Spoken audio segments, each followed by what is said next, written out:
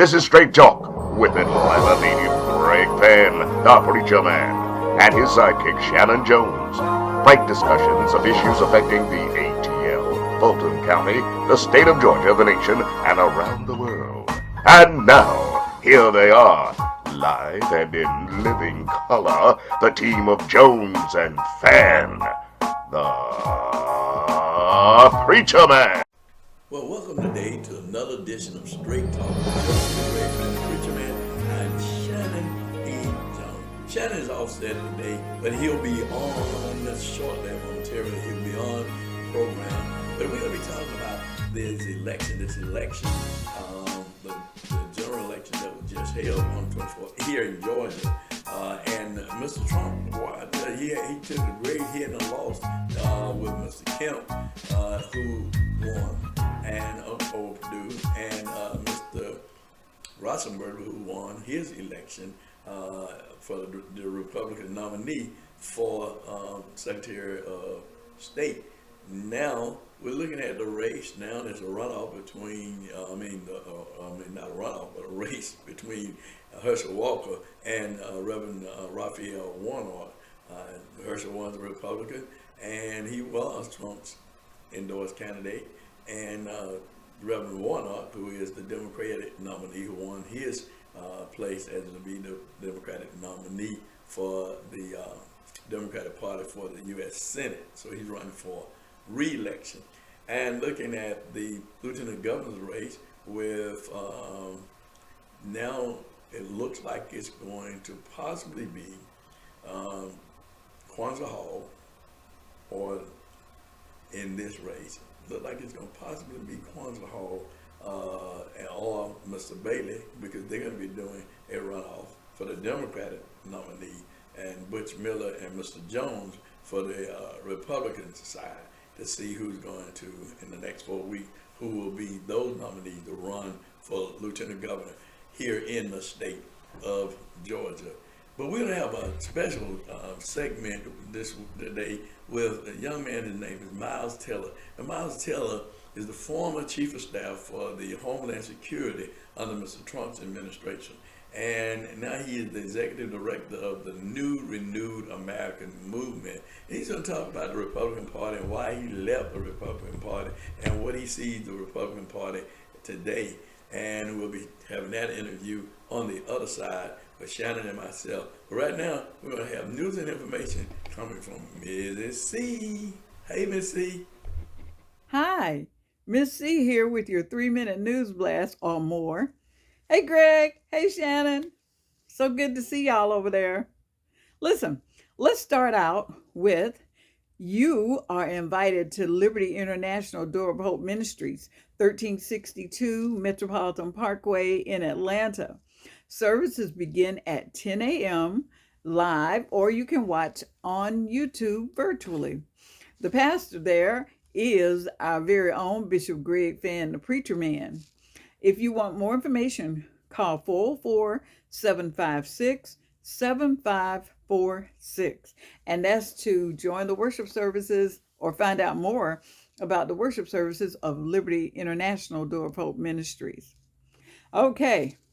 New Zion Baptist at 2100 Abner Place in Northwest Atlanta invites you to their 2022 Ministers and Lay Leaders Luncheon, Saturday, June 11th, beginning at noon. Now, the guest lecturer will be a good friend of mine, Reverend Paul Harvey. He's pastor of Morning Star Baptist Church over in Southeast Atlanta. He's the guest lecturer. And the guest pastor will be, I'm looking at the paper and I'm having a senior moment. So you know I'm in bad shape. Okay, look. The guest preacher is going to be Reverend Stanley A. Smith, and he's president of the Metro Atlanta Baptist Union. Now, they'd like for you to please RSVP by calling 678-754-5667. That's 678-754-5667. Reverend Jarius Dorsey is pastor. Okay. I have one more announcement here. Okay, there's going to be a teen leadership summer camp for girls. And they're going to have all kinds of activities. They're going to have 2 sessions, one from June 6th to June 18th. That's from 10 to 2. And the second session is June 20th through July 1st, also from 10 to 2.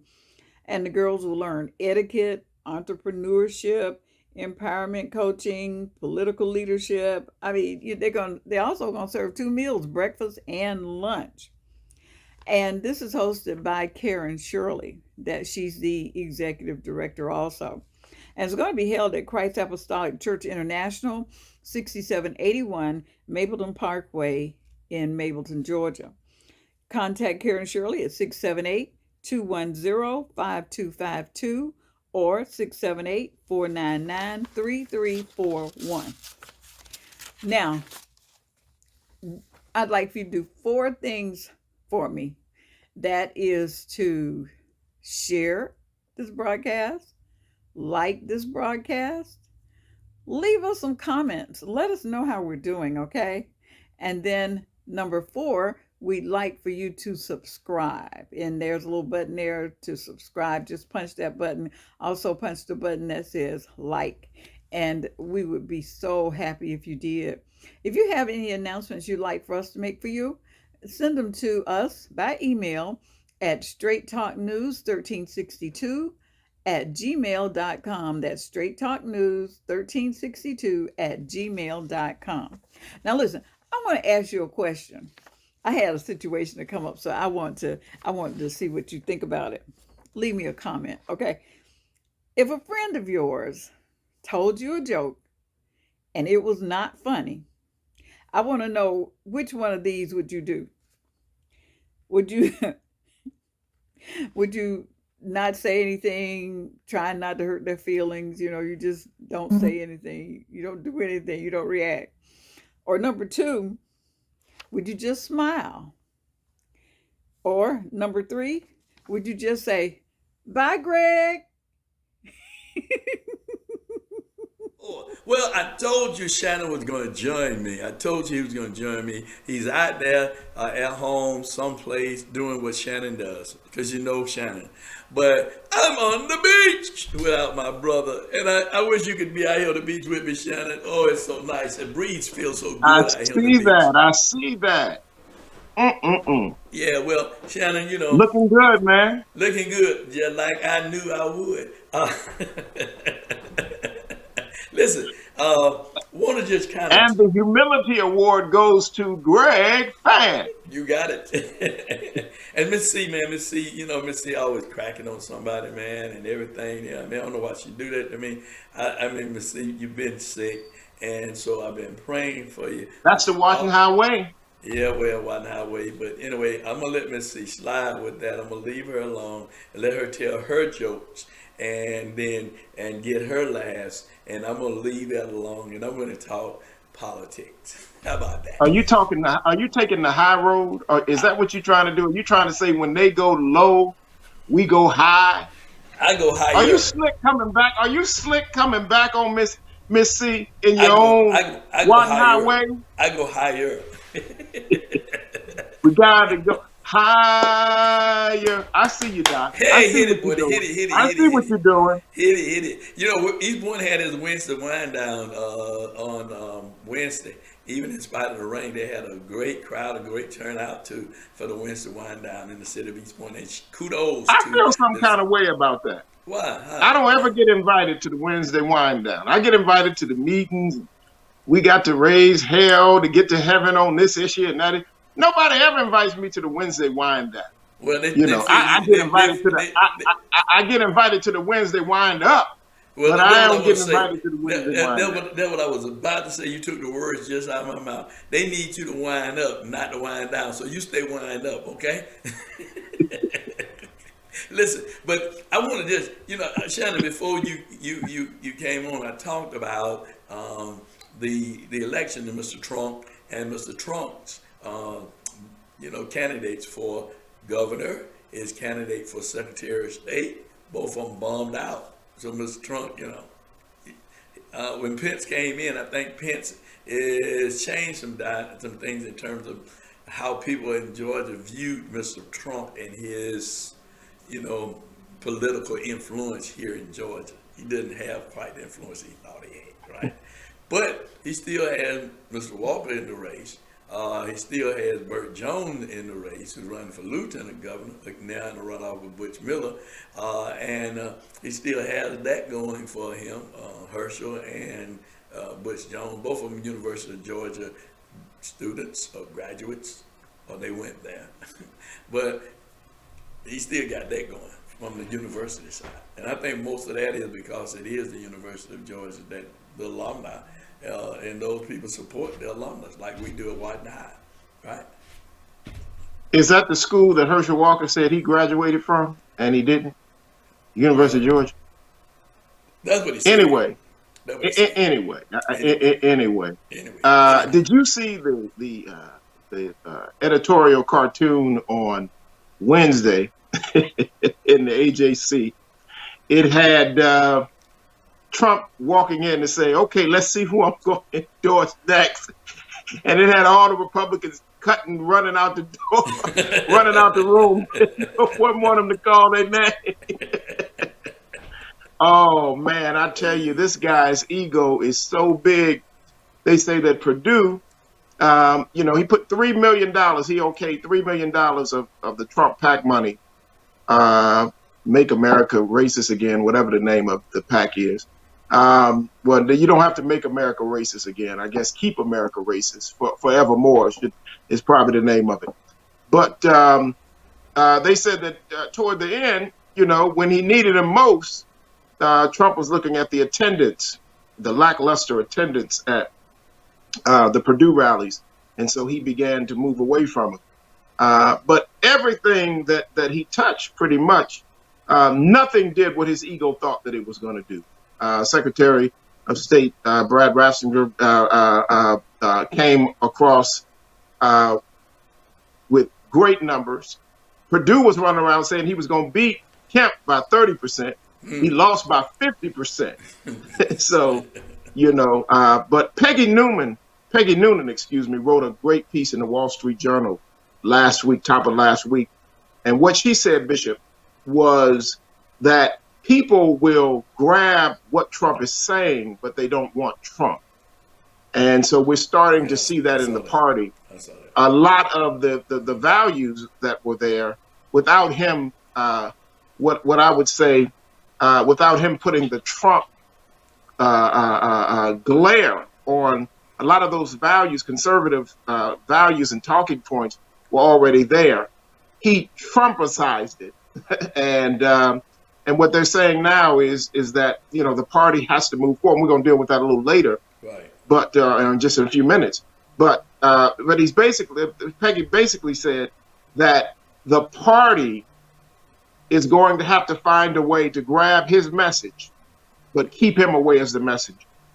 And they are looking at Ron DeSantis as being the new face of the party in 2024. Well, there was some discussion about Ron DeSantis, and Ron DeSantis would be another Trumper. The base of the Republican Party, and we'll talk about that when we talk to Miles, when we interview for Miles Teller, who was the former chief of staff for the Homeland Security under Trump's administration, and he worked under two administrations, but he's going to talk about Trump and Trump's style and Trump's belief, and he's going to talk about the Republican Party in terms of the Republican Party and its base, and that this Republican Party cannot be saved, because that message is the message of the parties. Trump, as you just said it, he amplified that message, but that message has been there in terms of white nationalism. It's there. Our country is totally divided. And let's talk about even the Democratic Party. When we talk about what happened most recently in Buffalo, people speaking out against it in terms of the parties, where they are on this gun control and these assault rifles, and how they're just not. There's not enough push to end this racism in this country. It's just not enough. It's in bold in certain people. It's in bold in Marjorie Taylor Greene, and Marjorie Taylor Greene won her election. But we'll be back on the other side, and we'll talk more after the interview with Mike Taylor, who is the former chief of staff for the Homeland Security and now the executive director for the new movement called Renew America Again movement. We'll be back on the other side with Shanan and myself. Joining me now is Miles Taylor, the former chief of staff for the Department of Homeland Security in the Trump administration. He is the executive director of the Renew America movement. Miles, it's great to have you. Thank you so much for making time for us this evening. Let's start with Buffalo. What was your reaction when you heard what happened in Buffalo? Eamon, I'll be honest with you. It reminded me of something else that had a pretty profound effect on me a few years ago. You recall the mass shooting in El Paso, Texas. A shooter walked into a Walmart and killed or injured dozens of people. And in the wake of the attack, when they found his manifesto, he cited an invasion at the southern border as one of the reasons he conducted the attack. That was alarming for two reasons. One, just the naked racism behind the brutality. But two, the shooter echoed the same language we were seeing from Donald Trump in that time period. Now, I had already quit the administration in protest, but it was the type of thing we had been warning about for years, that this dangerous rhetoric was like a loaded gun for extremists. When I heard what happened in Buffalo, and very shortly after we got news of the attack, we started to get news about the shooter's motivations. It was a reminder that yet again, this extreme rhetoric from the party wasn't just resulting in extreme behavior among voters. It was resulting in violence and death and tragedy. And I spent the weekend thinking about that and thinking about really whether there was any utility in trying to stay inside the party to bring it back to the center, or whether this was evidence that it's just all gone too far, such that the Republican Party is irredeemable, which I think it is at this point. So this irredeemable party, this, the party as you described it now, if this wing or if this fascist wing of the GOP continues to lead the party, what do you fear could happen in America generally in 2024 and in 2028 if they are, as expected, take control of the House in 2024, and who knows what happened, in 2022 and then in 2024 if they field a candidate who wins the White House? Eamon, it's really tough to break through to people on this, because when people like you and I start to warn about where it could end up, or James Clyburn saying this could be autocracy, we are often written off as being hyperbolic. But I'm just going to tell you, from having lived inside this party most of my life, from having served two Republican presidents, still communicating with people on the inside of the party at the highest levels constantly, I am more alarmed than I've ever been. Folks who think that we defeated the pseudo-authoritarian threat within the GOP in 2020, when Donald Trump lost, are wrong. And they could not be more wrong. The threat is much greater today than it was in 20, than it was in 2016, because Trump and the phenomenon of Trumpism has morphed, matured, and metastasized within the Republican Party to the point that no one can reverse it. And I admire, Liz Cheney and Adam Kinzinger for still trying to fight the fight within the party. But what alarms me is that the base of the party has been now so completely radicalized. And again, folks will accuse us of hyperbole for saying that. But if you go look at the data, a majority or close to a majority of Republicans now believe the stolen election lie. They believe the QAnon core tenets, and they believe things like the racist great replacement theory. This is the core of the Republican Party. Polls show that they believe it. It will take a generation to excise this from the party. And my worry is that the longer the GOP base remains radicalized, the more violence we are going to see, the more uncivil rhetoric, and the more deterioration to our democratic foundations. That really is the worry. And I don't think James Clyburn is wrong in saying if that happens, it's a slow slide towards autocracy. There's no doubt, Miles, that Donald Trump accelerated a lot of these turns that the Republican Party has taken. And I want to just hone in on something you wrote, which is in your piece, you write the party of Lincoln once stood on granite solid ground, promoting free minds, free markets, free people. And some of our viewers may be watching this and thinking, what time period are you referencing here? Because the 60s and 70s, this country saw the GOP fighting tooth and nail against civil rights. The 80s, the party sought to demonize LGBTQ people during the AIDS crisis. 2000s, you saw the party, it reveled in Islamophobia and then birtherism, which gave birth to Donald Trump and then ultimately to what we're seeing now. So when you look at the GOP over the last 40 years, when do you think this party was the party that you believed in and committed to? Well, look, Eamon, this is a place where you and I are probably going to disagree. I'm a big fan of Ronald Reagan. I'm a big fan of George W. Bush, whose administration I served in.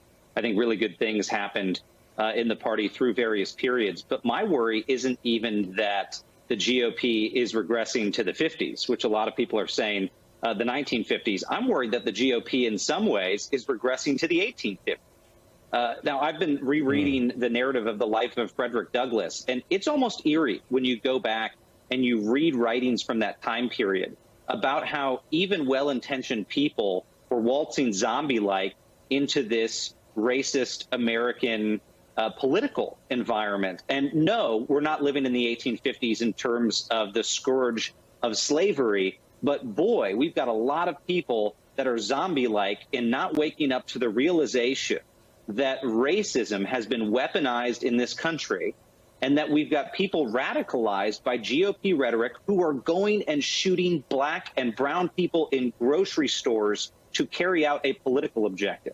Now, I spent most of my career doing counterterrorism. This is, by definition, terrorism. And the Republican Party is providing the ideological motivation that is radicalizing people to commit terrorist acts.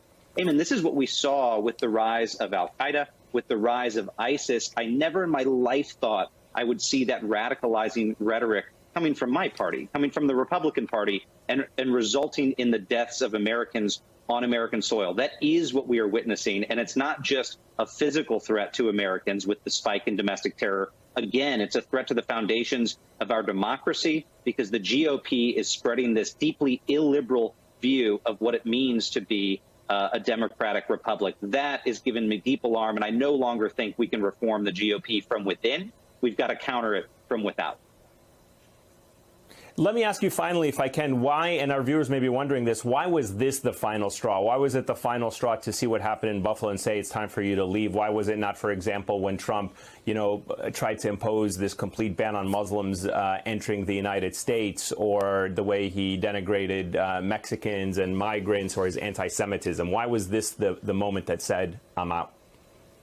It's a fair question, and it would be a fair criticism. My response, though, is that perhaps naively, in that time period, I did not believe that Trump represented the core of the Republican Party. I didn't believe he represented the millions of good Americans who are centrist Republicans, and that he was the threat and that he had to be removed from office. It has become abundantly clear that it's no longer just about Trump, that there really is truly a radicalized base in the Republican Party.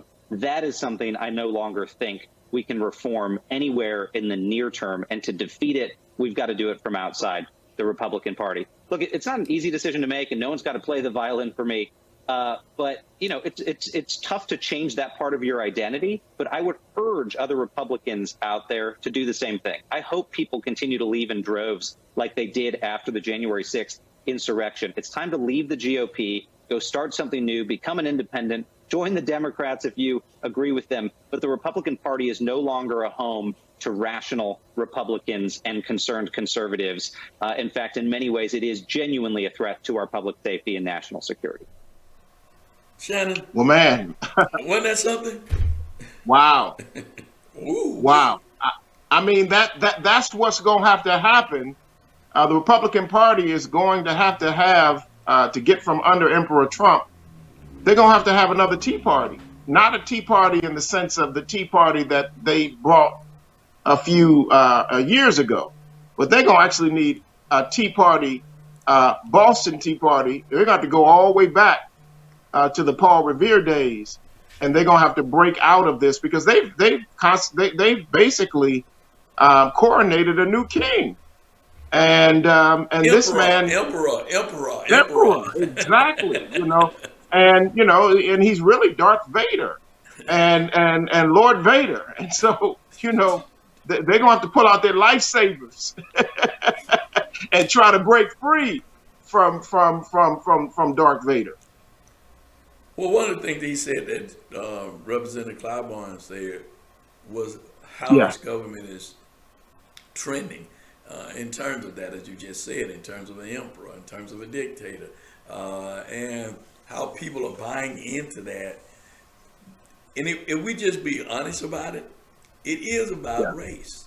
It is about, they would rather deal with dividing this country, going back to the 50s and beyond and so forth, in terms of dividing this country because of the white nationalists losing power. This whole thing, and I don't know, and you talked a little bit about it last week in terms of the abortion thing, but this whole issue of the abortion is predicated, and many of the white women are saying is that they're against what they're trying to do because they know that what they're trying to do is to have them to have more white babies because they see themselves losing in terms of their race, the so-called pure race.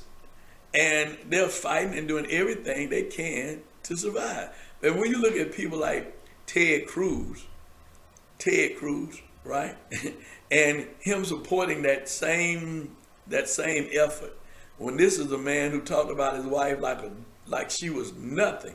And then now he eats, well, I'm not going to say that, but you know what I mean. But I mean, it's amazing. Yeah. It is amazing how it's amazing, Don. It Yeah. is. It is truly amazing. I tell you, Trump took Cruz. He put Cruz on cruise control, and made him do exactly what he needed him to do, regardless of him talking about his wife or talking about his father. Remember that? Yeah, I do. Basically, implicating that his father was in some kind of way on the murder of the assassination of Kennedy. So it's just amazing. But I really think that many, from Michael Steele to many of the moderate Republicans, Right, are going to have to do what Miles Taylor is saying. They're going to have to renew their movement, and they're going to have to find a way to move. I mean, Miles Taylor said, he said, look, I don't see a way out of this. Basically, the fascism that's taking over the party. The party is literally being driven from the far right extremes. These are the ruthless racists that have always been in the party, but they've been able to keep them in the basement. They've been able to lock them up. They've been able to keep them from wearing their hoods and their masks in public. They've always been there. David Duke has always been a Republican. His daddy was a Republican, and he was the Grand Wizard of KKK, and his father was a Klansman. So we know that this is here. We know that America, the bedrock of America, unfortunately, they lie and say that the bedrock is Christocentric values, that it's a Judeo-Christian country. But the reality of it is the bedrock of this country has been racism. From the very start. We have had an ugly dance with America from the days that we came here beaten and broken in chains. right. And that has never changed from this part. And what they've done is they took the same ideology that said it was okay to enslave people to get what you want, to produce capitalism in any way, and they have taken that same mentality and they placed it in a party. And they use there are some values in there that we all share. There's some values in both parties or in all parties that we both. But the question is what is the underlining message and the fundamental what is the fundamental message and the fundamental driving force within the party?